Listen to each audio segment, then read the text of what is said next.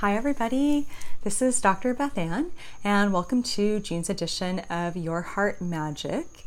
This episode, this session, we are going to be talking about embodying your truth and what that really means. I felt called to focus on this for this month because I really believe that embodying our truth is where the true magic happens.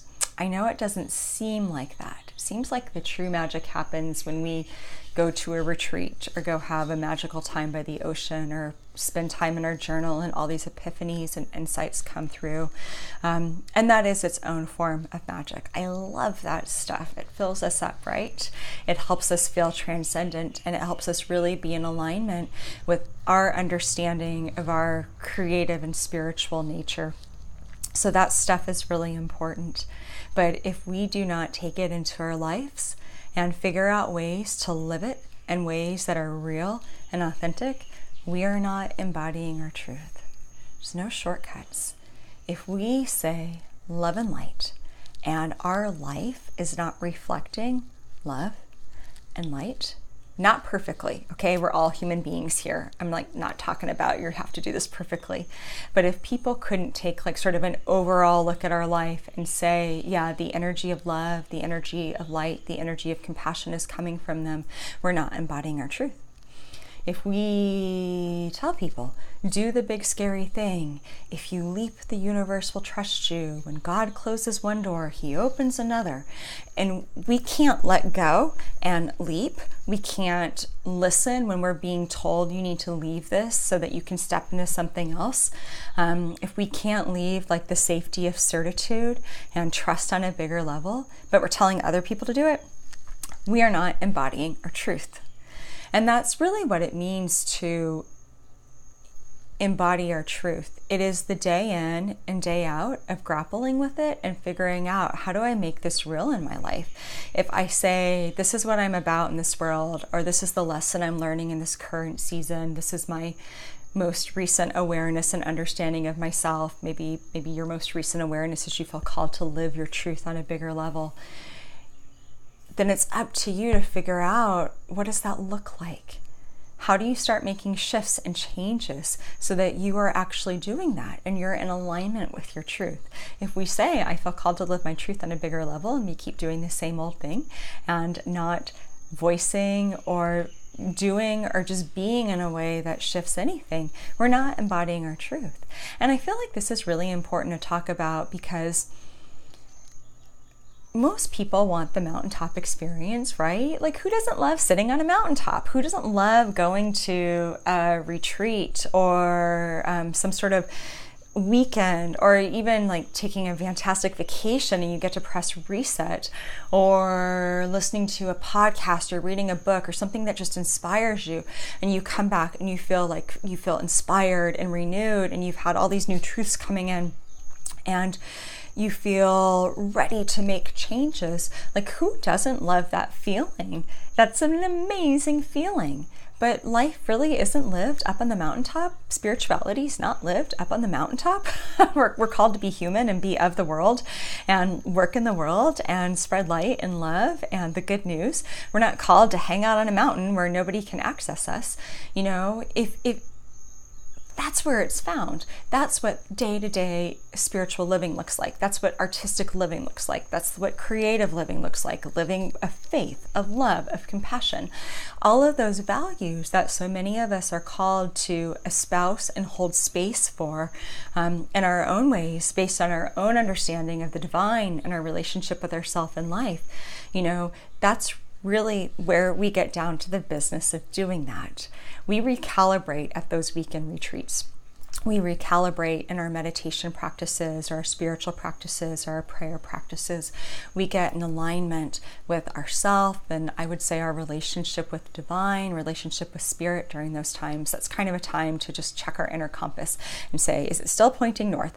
But when we do that, and now we're okay, I'm back in my true north, the compass isn't gonna move us there of our own accord. We actually have to walk in the direction of true north. We just have to go about the process of living it. And a really good example of this, and something that I learned the hard way, because that seems to be part of my path, is learn it the hard way, turn around and teach it, is when I first got to Kauai, I expected things to look so much more differently than what they did. I had completely changed my life path. I had closed my private practice in Anchorage, Alaska. I had given up my income, sold my house, sold a lot of possessions, and took this huge leap of faith with my family to move to this place because I was following a soul calling, and I felt the island calling to me. I felt a spirituality, spirit calling to me to come here. So I listened. I did the big scary thing, right? And I got here and I was like, okay, Mother Kauai, I'm here. Teach me your ways. Show me your magic. Bring it into me, and because I have so much awareness, I have so many sensitivities and intuition and perceptivities, I have a very high awareness of a lot of the energies out there and a lot of different energies in the unseen world. And when I got to the island, that really increased. It was easier to feel all of that over here. I didn't always know what I was picking up on. I didn't always know what my antenna was tuning into, but I had a sense of being tuned in and being in attunement and going through this deepening of awareness of how rich the energy is on this island in terms of the elements and ancestral energy and the spiritual energy and the history of the island itself. Kauai is a very spiritual place, and I was so ready. I thought I was to receive it, right? Everything was so shiny at first, and I was just like, okay, tell me why I'm here so that I can begin my very important life's work. Oh my gosh, it was 2 years ago. I feel so young saying that. And the island answered back as I lived on her longer. And she said, great, you want to know me? Live on me. Embody me. Embody what it means to live on an island. Embody the day in and the day out. Learn what's beautiful about living on an island. Learn what's hard. Learn what it's like to actually live a change, not just talk about it, do it, and then everything comes up roses, but to talk about it, do it, live through it, have it be really messy and look different than what you thought it was going to be. Learn it, live it, embody it. Be in that experience. Basically she was like, chill out, girl. I'm really glad you're here. You have a place on me, but chill the F out. And that was my time to not only be more in awareness of what life actually is like on an island, as opposed to this sort of fanciful, in the clouds, I moved to Kauai and I work with spirit. This is very much me being rooted and grounded and learning about the community, learning about, how things work over here, learning about my own struggles, how that's been for me and my husband. He had a heck of a time moving through career stuff and finding a job. Very hard to get a good job on an island. We lost one of our animals not that long after we got over here, our sweet dog Sam. Learn what it's like to grieve on an island. Learn what it's like to go through loss. Learn what it's like to go through your own becoming and your own changes. All of those things were part of embodying living here. Be present for every moment. And it was almost like a shortcut. This part of me that was like, tell me your mysteries and your magic and your secrets. I believe that some of that will be coming. I think there's really cool things that are in store for me in the future. But it was almost like a shortcut, right? If I'd gotten over here and all of a sudden I just had this deeper awareness of, I don't know, the ocean, and I was able to feel into that and feel the whales, and all of this stuff started to come through, and some of those channels and energies I would have totally skipped over. Being grounded into the energy, being grounded into life here, being grounded into myself, being really present with myself, and really caught up with who I am at this point in time. I would have skipped over all of it. And I've really come to see that even though it might feel better to be in those moments that feel very divine and in flow, the magic's really in the day-to-day.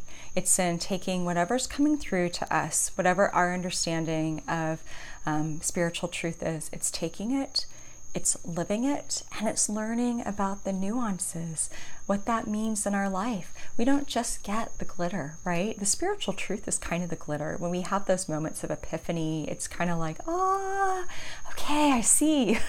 And that's really glittery. They might be very deep, meaningful truths, but they're not substantive. Substantive? They are not substantial. Let's go with that word.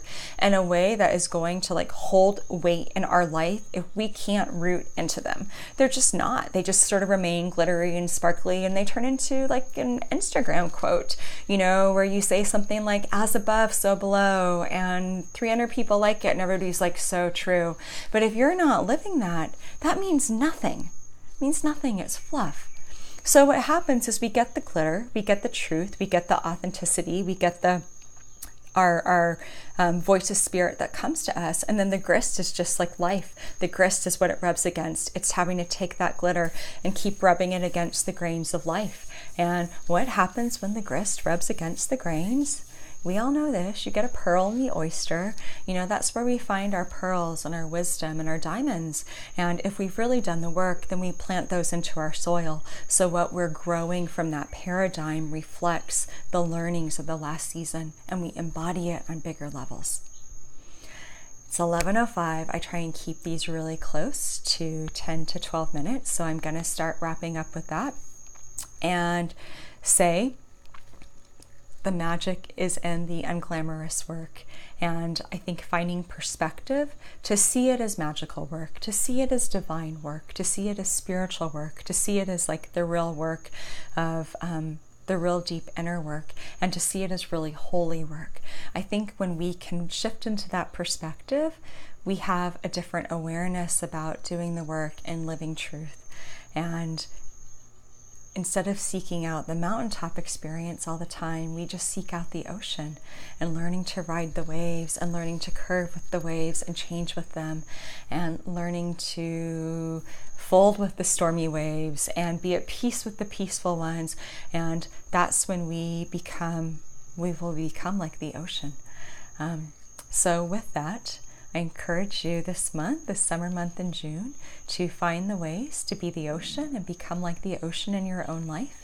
And if you enjoyed this content and video and you want more, I do a soul care letter called Your Heart Magic from my website, and this video is on it along with writing a blog, soul care activities for the month of June. You can sign up at bethannkw.com. The website is in the write-up to this video.